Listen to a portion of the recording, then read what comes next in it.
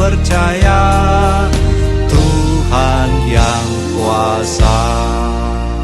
Wahai anak-anakku semua, tetaplah tunjukkan semangatmu. Kalian adalah masa depan bangsa. Negeri kita sedang berjuang menghadapi musibah dan bencana. Tapi yakinlah, dengan kuasa Tuhan Yang Maha Esa, maka kita akan sekolah bertatap muka kembali. Dan dengan izinnya, pandemi COVID-19 pasti akan berlalu.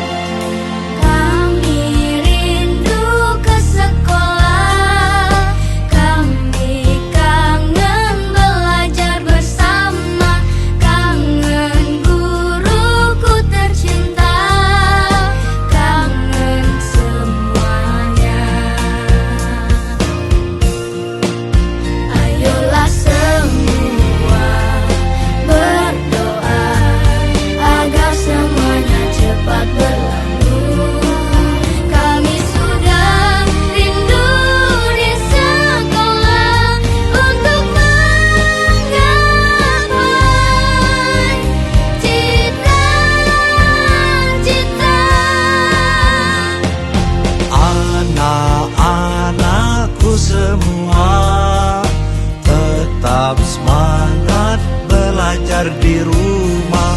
Kita yakin dan percaya, Tuhan yang kuasa, Tuhan yang kuasa.